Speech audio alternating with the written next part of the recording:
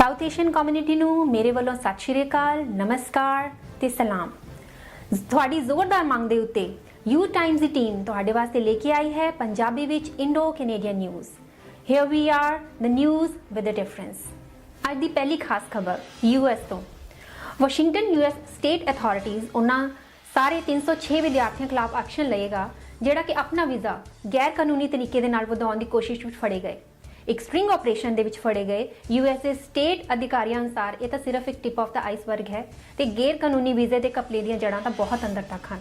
ਪਰ ਇੱਥੇ ਇੱਕ ਗੱਲ ਧਿਆਨ ਦੇਣ ਯੋਗ ਇਹ ਹੈ ਕਿ ਵਿਦਿਆਰਥੀ ਜਿਹੜੇ ਕਿ ਆਪਣੇ ਮਾਪਿਓ ਦੇ ਲੱਖਾਂ ਰੁਪਏ ਖਰਚ ਕਰਕੇ ਇਹਨਾਂ ਦੇਸ਼ਾਂ ਦੇ ਵਿੱਚ ਪੜ੍ਹਾਈ ਵਾਸਤੇ ਆਉਂਦੇ ਹਨ, ਇਹਨਾਂ ਘਟੀਆਂ ਏਜੰਟਸ ਦੇ ਸ਼ਿਕਾਰ ਹੋ ਜਾਂਦੇ ਹਨ ਅਤੇ ਫਿਰ ਇਹ ਉਹਨਾਂ ਦੇਸ਼ਾਂ ਦੇ ਇਮੀਗ੍ਰੇਸ਼ਨ ਵਿਭਾਗਾਂ ਦੇ ਹੱਥੇ ਚੜ੍ਹ ਜਾਂਦੇ ਹਨ। ਅਗਲੀ ਖਾਸ ਖਬਰ ਸਾਡੇ ਹੋਮ ਟਾਊਨ ਕੈਨੇਡਾ ਤੋਂ। ਕੈਨੇਡਾ ਦੇ ਵਿੱਚ ਭਾਰਤੀ ਮਹਿਲਾਵਾਂ ਦੇ ਜ਼ਿਆਦਾਤਰ ਮੇਲ ਬੇਬੀ ਕਿਉਂ ਹੋ ਰਹੇ ਹਨ? ਸੋਮਵਾਰ ਨੂੰ ਇੱਕ ਜਰਨਲ ਦੇ ਵਿੱਚ 2 ਖੋਜਾਂ ਦੇ ਆਧਾਰ ਤੇ ਜਿਹੜੀਆਂ ਕਿ ਕੈਨੇਡਾ ਦੇ ਵਿੱਚ ਹੀ ਪਬਲਿਸ਼ ਹੋਈਆਂ ਹਨ ਦੇ ਵਿੱਚ ਕਾਫੀ ਤਿੱਖੀ ਪ੍ਰਤੀਕਿਰਿਆ ਵੇਖਣ ਨੂੰ ਆਈ। ਇਸ ਤੋਂ ਇਹ ਵੀ ਗੱਲ ਸਾਬਿਤ ਹੋਈ ਹੈ ਕਿ ਮਹਿਲਾ ਭਰੂਣ ਹੱਤਿਆ ਸਿਰਫ ਭਾਰਤ ਅਤੇ ਸਾਊਥ ਏਸ਼ੀਆ ਦੇਸ਼ਾਂ ਵਿੱਚ ਹੀ ਨਹੀਂ ਹੋ ਰਹੀ ਬਲਕਿ ਕੈਨੇਡਾ ਦੇ ਵਿੱਚ ਰਹਿ ਰਹੇ ਪ੍ਰਵਾਸੀ ਵੱਲੋਂ ਵੀ ਭਾਰੀ ਮਾਤਰਾ ਦੇ ਵਿੱਚ ਕੀਤੀ ਜਾ ਰਹੀ ਹੈ। ਇੱਥੇ ਇੱਕ ਗੱਲ ਹੋਰ ਧਿਆਨ ਦੇਣ ਯੋਗ ਹੈ ਕਿ ਭਾਰਤ ਦੇ ਵਿੱਚ ਪੰਜਾਬ ਇੱਕ ਅਜਿਹਾ ਸੂਬਾ ਹੈ ਜਿੱਥੇ ਕੁੜੀਆਂ ਦੀ ਗਿਣਤੀ ਮੁੰਡਿਆਂ ਦੇ ਨਾਲੋਂ ਕਾਫੀ ਘੱਟ ਹੈ ਅਤੇ ਕਈ ਸ਼ਹਿਰਾਂ ਦੇ ਵਿੱਚ ਤਾਂ ਇਸ ਦੀ ਰੇਸ਼ੋ 1000 ਮੁੰਡਿਆਂ ਦੇ ਮੁਕਾਬਲੇ ਵਿੱਚ 800 ਤੋਂ ਵੀ ਘੱਟ ਹੈ ਅਤੇ ਇਸ ਦਾ ਮੁੱਖ ਕਾਰਨ ਕੁੱਖ ਦੇ ਵਿੱਚ ਹੀ ਕੁੜੀਆਂ ਦਾ ਮਾਰੇ ਜਾਣਾ ਹੈ। ਸਰੀ ਬ੍ਰਿਟਿਸ਼ ਕੋਲੰਬੀਆ ਦੇ ਵਿੱਚ ਹੋਈਆਂ 32 ਸ਼ੂਟਿੰਗਸ ਤੋਂ ਬਾਅਦ RCMP ਨੇ ਇਸ ਗੱਲ ਤੇ ਕਾਫੀ ਜ਼ੋਰ ਦਿੱਤਾ ਹੈ ਕਿ ਹੁਣ ਸਾਰੇ ਮਾਪਿਆਂ ਨੂੰ ਜਾਗ ਜਾਣਾ ਚਾਹੀਦਾ ਹੈ ਤੇ ਆਪਣੇ ਬੱਚਿਆਂ ਦੇ ਬਿਹਤਰ ਪਰਵਰਿਸ਼ ਵੱਲ ਧਿਆਨ ਦੇਣਾ ਚਾਹੀਦਾ ਹੈ ਤਾਂ ਜੋ ਇਹੋ ਜਿਹੀਆਂ ਘਟਨਾਵਾਂ ਦੇ ਉੱਪਰ ਰੋਕ ਲਗਾਈ ਜਾ ਸਕੇ। ਇਹ ਦੇਖਣ ਵਿੱਚ ਆਇਆ ਹੈ ਕਿ ਇਹ ਜ਼ਿਆਦਾਤਰ ਸ਼ੂਟਿੰਗਸ ਗੈਂਗਵਾਰ ਅਤੇ ਨਸ਼ਾ ਵੇਚਣ ਦੇ ਨਾਲ ਸੰਬੰਧਿਤ ਹਨ ਅਤੇ ਸਾਊਥ ਏਸ਼ੀਅਨ ਮੁੰਡਿਆਂ ਦੀ ਇਸ ਦੇ ਵਿੱਚ ਸ਼ਮੂਲੀਅਤ ਦਿਨ ਬ ਦਿਨ ਵੱਧਦੀ ਜਾ ਰਹੀ ਹੈ। ਟੋਰਾਂਟੋ ਪੁਲਿਸ ਦੇ ਅਫਸਰਾਂ ਨੇ ਪਿਛਲੇ ਸਾਲ ਆਪਣੀ ਤਨਖਾਹਾਂ ਤੋਂ ਇਲਾਵਾ $25 ਮਿਲੀਅਨ ਦੀ ਹੋਰ ਕਮਾਈ ਕੀਤੀ ਜਿਹੜੇ ਕਿ ਉਹਨਾਂ ਨੂੰ ਐਕਸਟਰਾ ਪੇ ਡਿਊਟੀ ਵਰਕ ਤੋਂ ਮਿਲੇ। ਇਸ ਗੱਲ ਉਤੇ ਕਾਫੀ ਸਵਾਲੀਆ ਨਿਸ਼ਾਨ ਖੜੇ ਕੀਤੇ ਜਾ ਰਹੇ ਹਨ ਕਿ ਕੈਨੇਡੀਅਨ ਟੈਕਸ ਪੇਅਰ ਦੇ ਪੈਸੇ ਨਾਲ ਉਹਨਾਂ ਨੂੰ ਇਹੋ ਜਿਹੇ ਐਕਸਟਰਾ ਕੰਮ ਕਿਉਂ ਸੌਂਪੇ ਜਾਂਦੇ ਹਨ ਤੇ ਇਸ ਲਈ ਸ਼ਹਿਰੀ ਨਾਗਰਿਕਾਂ ਅਤੇ ਸਪੈਸ਼ਲ ਡਿਊਟੀ ਆਫੀਸਰਸ ਦੀਆਂ ਸੇਵਾਵਾਂ ਕਿਉਂ ਨਹੀਂ ਲਈਆਂ ਜਾਂਦੀਆਂ। ਬੜੇ ਹੀ ਨਾਟਕੀ ਅੰਦਾਜ਼ ਦੇ ਵਿੱਚ NDP ਦੇ ਡੈਲੀਗੇਟਸ ਦੇ 52 ਦੇ ਮੁਕਾਬਲੇ 48 ਵੋਟਾਂ ਪਾ ਕੇ ਟੋਮ ਮਲਕੀਅਰ ਦੀ ਲੀਡਰਸ਼ਿਪ ਨੂੰ ਸਿਰੇ ਤੋਂ ਰਿਜੈਕਟ ਕਰ ਦਿੱਤਾ ਅਤੇ NDP ਪਾਰਟੀ ਨੂੰ 2 ਸਾਲ ਦਾ ਸਮਾਂ ਦਿੱਤਾ ਗਿਆ ਤਾਂ ਕਿ ਉਹ ਆਪਣਾ ਇੱਕ ਨਵਾਂ ਨੇਤਾ ਚੁਣ ਸਕਣ। This part of the news is brought to you by Smart Marketing and Video Advertising. Smart message in a smart way. ਹੁਣ ਚੱਲਦੇ ਹਾਂ ਭਾਰਤ ਵੱਲ। ਭਾਰਤੀ ਪ੍ਰੋਵਿੰਸ ਕੇਰਲਾ ਦੇ ਇੱਕ ਹਿੰਦੂ ਟੈਂਪਲ ਦੇ ਵਿੱਚ ਪਟਾਖਿਆਂ ਦੇ ਨਾਲ ਲੱਗੀ ਅੱਗ ਦੇ ਕਾਰਨ 120 ਤੋਂ ਵੱਧ ਲੋਕੀ ਮਾਰੇ ਗਏ ਅਤੇ 500 ਤੋਂ ਵੱਧ ਹਸਪਤਾਲਾਂ ਦੇ ਵਿੱਚ ਆਪਣੀ ਜ਼ਿੰਦਗੀ ਦੀ ਲੜਾਈ ਨਾਲ ਲੜ ਰਹੇ ਹਨ। ਇਹ ਦੁਖਦ ਘਟਨਾ ਸਵੇਰੇ ਦੇ ਉਸ ਸਮੇਂ ਵੇਲੇ ਹੋਈ ਜਦੋਂ ਇੱਕ ਪਟਾਖਾ ਪਟਾਖਿਆਂ ਦੇ ਭਰੇ ਗੋਦਾਮ ਦੇ ਉੱਤੇ ਗਿਰ ਗਿਆ ਅਤੇ ਸਾਰੀ ਇਮਾਰਤ ਧਮਾਕੇ ਦੇ ਨਾਲ ਉੱਡ ਗਈ। ਅੱਗ ਇੰਨੀ ਭਿਆਨਕ ਸੀ ਕਿ ਇਸ ਦੇ ਨਾਲ ਅੱਧੇ ਕਿਲੋਮੀਟਰ ਦੇ ਘੇਰੇ ਦੇ ਵਿੱਚ ਕਈ ਲੋਕਾਂ ਨੇ ਘਰਾਂ ਨੂੰ ਜ਼ਬਰਦਸਤ ਨੁਕਸਾਨ ਪਹੁੰਚਿਆ। ਇਹੋ ਜਿਹੀ ਇੱਕ ਹੋਰ ਘਟਨਾ ਦੇ ਵਿੱਚ ਮੁੰਬਈ ਦੇ ਸ਼ਹਿਰ ਥਾਣੇ ਦੇ ਵਿੱਚ ਭਿਆਨਕ ਅੱਗ ਦੇ ਨਾਲ ਗ੍ਰਸਤ ਇਮਾਰਤ ਦੇ ਵਿੱਚ 170 ਬੰਦੇ ਫਸ ਗਏ। ਅਸੀਂ ਇੰਡੀਆ ਦੇ ਉਹਨਾਂ ਸਾਰੇ ਬਹਾਦਰ ਫਾਇਰ ਫਾਈਟਰਸ ਦੀ ਟੀਮ ਨੂੰ ਸਲਾਮ ਕਰਦੇ ਹਾਂ ਜਿਨ੍ਹਾਂ ਨੇ ਮੌਕੇ ਤੇ ਪਹੁੰਚ ਕੇ ਸਾਰੇ ਬੰਦਿਆਂ ਨੂੰ ਬਚਾ ਲਿਆ। ਹੁਣ ਭਾਰਤ ਦੀਆਂ ਵੂਮਨ ਰਿਸਰਚ ਸਕਾਲਰਸ ਦੇ ਵਾਸਤੇ ਇੱਕ ਖੁਸ਼ਖਬਰੀ।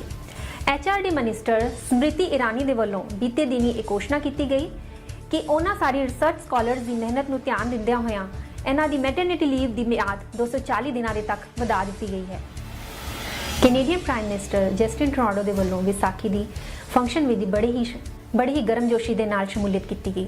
ਇਹ ਫੰਕਸ਼ਨ ਕੈਨੇਡੀਅਨ ਸਿੱਖਾਂ ਦੇ ਵੱਲੋਂ ਬੜੇ ਹੀ ਸਾਂਝੇ ਤੌਰ ਤੇ ਆਰਗੇਨਾਈਜ਼ ਕੀਤਾ ਗਿਆ। ਆਨਰੇਬਲ ਪ੍ਰਾਈਮ ਮਿਨਿਸਟਰ ਨੇ ਸਿੱਖਾਂ ਦੀ ਕੈਨੇਡੀਅਨ ਡਾਇਵਰਸਿਟੀ ਤੇ ਮਲਟੀਕਲਚਰਲਿਜ਼ਮ ਦੇ ਵਿੱਚ ਬੜੇ ਯੋਗਦਾਨ ਦੀ ਸ਼ਲਾਘਾ ਕੀਤੀ ਅਤੇ ਦੱਸਿਆ ਕਿ ਕਿਵੇਂ ਸਿੱਖ ਗੁਰੂਆਂ ਨੇ ਇੱਕ ਬਰਾਬਰੀ ਦੇ ਆਧਾਰ ਤੇ ਚੰਗੇ ਸਮਾਜ ਦੀ ਨੀਂਹ ਰੱਖੀ ਤੇ ਉਹਨਾਂ ਨੇ ਇਹ ਵੀ ਦੱਸਿਆ ਕਿ ਕਿਵੇਂ ਗੁਰੂ ਗੋਬਿੰਦ ਸਿੰਘ ਜੀ ਨੇ ਵੱਖਰੀਆਂ ਜਾਤਾਂ ਦੇ ਉੱਪਰ ਉੱਠ ਕੇ 5 ਵਲੰਟੀਅਰਸ ਦੀ ਚੋਣ ਕੀਤੀ। Guru Gobind Singh Ji made for 5 brave volunteers to be inducted into the Khalsa. Justin Trudeau ਨੂੰ ਇੱਕ ਖਾਸ ਤਲਵਾਰ ਤੇ ਸਿਰੋਂ ਪਾਉ ਦੇ ਨਾਲ ਸਨਮਾਨਿਤ ਕੀਤਾ ਗਿਆ ਅਤੇ ਇੱਕ ਗੱਲ ਹੋਰ ਧਿਆਨ ਦੇਣ ਯੋਗ ਹੈ ਕਿ ਇਸ ਵੇਲੇ ਜਸਟਿਨ ਟਰੂਡੋ ਦੀ ਕੈਬਨਿਟ ਦੇ ਵਿੱਚ 4 ਸਿੱਖ ਮੰਤਰੀ ਹਨ ਜਿਨ੍ਹਾਂ ਨੂੰ ਬੜੇ ਹੀ ਮਹੱਤਵਪੂਰਨ ਵਿਭਾਗ ਦਿੱਤੇ ਗਏ ਹਨ ਅਤੇ ਇਹ ਸ਼ਲਾਘਾ ਪੂਰੇ ਵਿਸ਼ਵ ਦੇ ਵਿੱਚ ਹੋ ਰਹੀ ਹੈ। A century ago, Harjit's family might well have been turned away from Canada, and today he is one of 4 members who now sit with me in cabinet. As you may know, with the record number of Sikh MPs elected last October, Punjabi became the 3rd most common language in the House of Commons, after English and French. Rohit ਬਰਮੁੱਲਾ ਜਿਨ੍ਹਾਂ ਨੇ ਪਿੱਛੇ ਜੇ ਜਾਤੀ ਅਤਿਆਚਾਰ ਤੋਂ ਤੰਗ ਆ ਕੇ ਭਾਰਤ ਦੀ Hyderabad university ਦੇ ਵਿੱਚ ਆਤਮ ਹੱਤਿਆ ਕਰ ਲਈ ਸੀ, ਦੀ ਮਾਤਾ ਅਤੇ ਭਰਾ ਨੇ ਇਸ ਹਫਤੇ ਡਾਕਟਰ BR ਅੰਬੇਦਕਰ ਦੀ ਬਰਥ ਐਨੀਵਰਸਰੀ ਦੇ ਮੌਕੇ ਤੇ ਬੁੱਧ ਧਰਮ ਅਪਣਾ ਲਿਆ। ਇਸ ਨੇ ਇੱਕ ਵਾਰ ਫਿਰ ਤੋਂ ਭਾਰਤ ਦੇ ਵਿੱਚ ਦਲਿਤਾਂ ਦੇ ਉੱਤੇ ਹੋ ਰਹੇ ਅਤਿਆਚਾਰ ਨੂੰ ਵਿਸ਼ਵ ਦੇ ਸਾਹਮਣੇ ਲਿਆਂਦਾ ਹੈ। ਡਾਕਟਰ BR ਅੰਬੇਦਕਰ ਜਿਨ੍ਹਾਂ ਨੂੰ ਕਿ ਭਾਰਤ ਦੇ ਸੰਵਿਧਾਨ ਦਾ ਨਿਰਮਾਤਾ ਕਿਹਾ ਜਾਂਦਾ ਹੈ, ਦੀ 125ਵੀਂ ਬਰਥ ਐਨੀਵਰਸਰੀ ਦੇ ਮੌਕੇ ਤੇ ਗੇਟਸ ਕੈਨੇਡਾ ਦੇ ਵੱਲੋਂ ਇੰਡੀਆ ਦੇ ਵਿੱਚ 50 ਸਕੂਲਾਂ ਦੇ ਗਰੀਬ ਅਤੇ ਹੋਣਹਾਰ ਵਿਦਿਆਰਥੀਆਂ ਨੂੰ ਫ੍ਰੀ ਕਾਪੀਆਂ, ਪੈਨਸਲਾਂ ਅਤੇ ਦੂਸਰੇ ਸਟੱਡੀ ਮਟੀਰੀਅਲ ਵੰਡੇ ਗਏ। ਇੱਥੇ ਇੱਕ ਗੱਲ ਦੱਸਣਯੋਗ ਹੈ ਕਿ ਗੇਟਸ ਕੈਨੇਡਾ ਦੀ ਇੱਕ ਅੰਤਰਰਾਸ਼ਟਰੀ ਨੌਨ ਪ੍ਰੋਫਿਟ ਸੰਸਥਾ ਹੈ ਜਿਹੜੀ ਕਿ ਪਿਛਲੇ 5 ਸਾਲਾਂ ਤੋਂ ਕੈਨੇਡਾ ਅਤੇ ਸਾਊਥ ਏਸ਼ੀਆ ਦੇ ਵਿੱਚ ਗਰੀਬ, ਕਮਜ਼ੋਰ ਵਰਗਾਂ ਨੂੰ ਉੱਤੇ ਚੁੱਕਣ ਦੀ ਕੋਸ਼ਿਸ਼ ਕਰ ਰਹੀ ਹੈ। ਇੱਕ ਹੋਰ ਖਾਸ ਖਬਰ, ਇੱਕ ਕੈਨੇਡੀਅਨ ਰਿਸਰਚ ਸਟੱਡੀ ਦੇ ਅਨੁਸਾਰ ਜਿਹੜੀ ਕਿ ਕੈਨੇਡਾ ਦੀ 2 ਪ੍ਰੋਵਿੰਸ ਦੇ ਵਿਦਿਆਰਥੀਆਂ ਦੇ ਵਿੱਚ ਕੀਤੀ ਗਈ ਸੀ, ਨੇ ਪਾਇਆ ਹੈ ਕਿ ਪਿਛਲੇ 10 ਸਾਲਾਂ ਦੇ ਵਿੱਚ ਕੈਨੇਡੀਅਨ ਸਟੂਡੈਂਟਸ ਦੀ ਮੈਥਮੈਟਿਕ ਦੇ ਵਿੱਚ ਪਰਫੈਕਸ਼ਨ ਬਹੁਤ ਹੀ ਥੱਲੇ ਡਿੱਗ ਗਈ ਹੈ।